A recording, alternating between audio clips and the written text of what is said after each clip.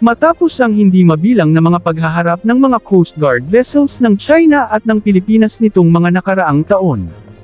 kung saan makikita ang malayong agwat hindi lamang sa laki at dami ng mga barko, kundi pati na rin ang kakayahan at kapabilidad ng mga barko sa mga combat situation, dahil karamihan sa mga Coast Guard vessels ng China ay may mga autocannon gun, na ang iba ay meron pang 76mm main gun na parang warships na, tila ang Philippine Coast Guard sa ngayon ay unti-unti na ring nag-a-adapt sa kasalukuyang sitwasyon sa West Philippine Sea.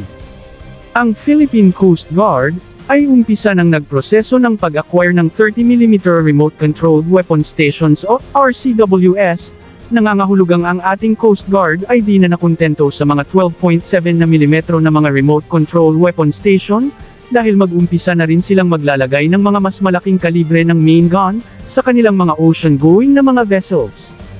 Ito ang pinakauna sa kasaysayan ng Philippine Coast Guard na ang kanilang mga barko ay kakabitin ng mas malaking caliber ng armas. Hindi katulad sa China na ang kanilang Coast Guard ay bahagi ng kanilang Navy, ang Philippine Coast Guard ay isang pure civilian maritime law enforcement lamang, kaya ang paglalagay ng mga malalaking armas ay hindi na kailangan dito, ngunit dahil sa kasalukuyang sitwasyon sa West Philippine Sea, tila ramdam na ng Philippine Coast Guard na kinakailangan na ito ngayon. 406,713,000 pesos ang budget sa nasabing procurement, na nangangahulugang makakabili ito ng 3 hanggang 4 na units ng 30mm Remote Control Weapon Station, inaasahang ikakabit ito sa 2 Magbanua class, at sa nag-iisang Gabriela Silang class, at baka para na rin sa isa pang bagong 60 meters na offshore patrol vessel. Sa ngayon, ang Philippine Coast Guard ay may 8 barko, na kinabitan ng Remote Control Weapon Station na may nakakabit na 12.7mm heavy machine gun, lahat ay mga Parola class na 44-meter multi-role response vessels. Elbit Systems ng Israel ang manufacturer ng mga ito, na siya ding kinabit sa mga M113 Armored Personnel Carrier ng Philippine Army. Matatanda ang merong 3 offshore patrol vessels ang pinapagawa ang Coast Guard sa Austal, Philippines sa Balamban, Cebu, at base sa design na prinisinta ng Austal, Philippines noong nakaraang Asia Defense and Exhibition 2024, sinasabing armado din ito ng mga 30mm autocannon, na nangangahulugang magkakaroon ng 6 hanggang 7 na barko ang Philippine Coast Guard, na armado ng matataas na kalibre ng main gun. Ang Philippine Navy naman sa kabilang banda, ay kasalukuyang nag-operate ng 2 30mm RCWS, ang Israeli Typhoon mula sa kumpanya nilang Rafael, at naka-install sa mga Acero-class fast attack interdiction crafts, at ang Turkish Smash mula sa Aselsan, na naka-install naman sa mga Jose Rizal-class frigates. Parehong ginagamit ng Typhoon at Smash, ang Mk-44 Bushmaster 30mm autocannon. Inaasahan na ang parehong kumpanya ay maaaring kabilang sa mga kalahok sa acquisition project tender. Ang 2 Tarlac class na mga landing platform ng Philippine Navy, ay magkakaroon na rin ng pag-up-arm sa mga sensors and weapon system nito. Ayon sa impormasyon, maliban sa mas advanced na air surveillance radar, magkakaroon din ito ng air defense system. Bagamat mayroong mga usap-usapan na kakabitan umano ito ng vertical launch system na VL-MICA katulad ng mga nakakabit sa mga Malvar class, ngunit nilinaw sa isang impormasyon, na hindi VL-MICA ang ikakabit sa barkong ito dahil hindi ito nakadesinyo sa ganoong armas, kundi mga Mistral 3 short-range air defense system ang ikakabit, katulad ng mga nakakabit sa mga Jose Rizal class.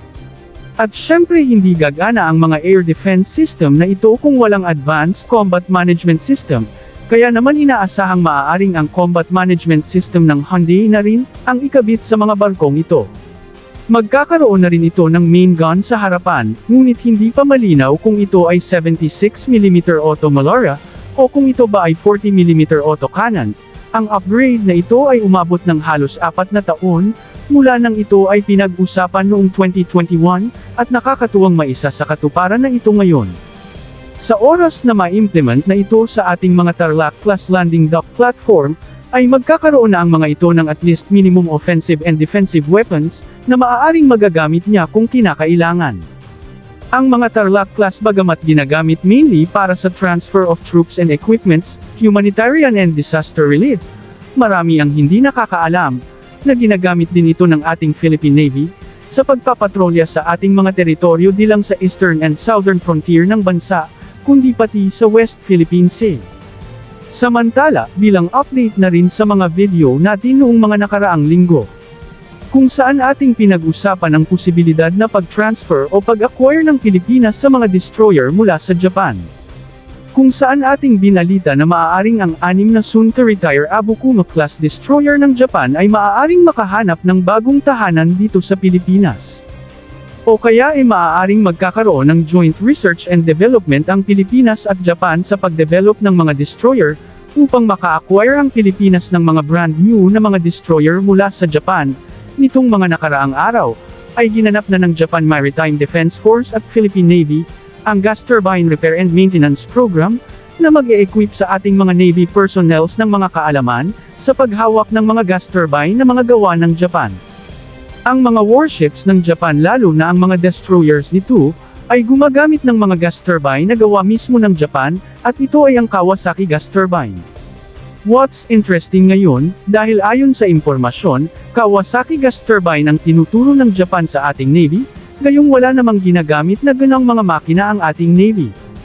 3 barko lamang mayroon ng Pilipinas na gumagamit ng mga gas turbine, at ito ay ang mga Del Pilar class, na gumagamit ng Pratt & Whitney FT4A6 gas turbines, na gawa ng Amerika. Ang dibdibang pagsasanay na ito ng Philippine Navy ng mga Kawasaki gas turbines na gawa ng Japan, ay isa lamang ang nakikita nating dahilan, at ito ay walang iba, kundi ang Pilipinas ay napipili ng Japan, bilang recipient, ng mga destroyer na magmula sa kanila, at ang training program na ito ay paghahanda, sa mga mangyayaring pag-transfer ng mga destroyers mula sa kanila. Matatandaan, nakatakdang umpisang mag-retire ng 1 o 2 Abukuma-class destroyer ang Japan sa susunod na taon 2026, at inaasahang mare-retire ang lahat ng 6 na Abukuma-class destroyer sa taong 2030. Ang mga ito ay i-retire ng Japan, upang bigyang daan ang pagpasok ng mga mas modern and mas capable na Mogami-class frigates sa kanilang naval fleet. Malaking dagdag sa capability ng ating Philippine Navy kung sakaling ita-transfer ang mga Abukuma-class destroyer ng Japan sa Pilipinas, dahil magiging force multiplier ito, at makapagpatrolya ng mas malawak na area, sa ating exclusive economic zone, habang hinihintay ang pagdating ng ating mga bagong mga warships na kasalukuyang binibili, at mga bibilhin pa. Sa bansa nating may problema sa pinansyal, ay malaking bagay ang mga pag-transfer ng mga second-hand na kagamitan mula sa ating mga kaalyado, upang mapalakas ng mabilisan ang ating kakayahan sa pagprotekta sa ating teritoryo at soberanya.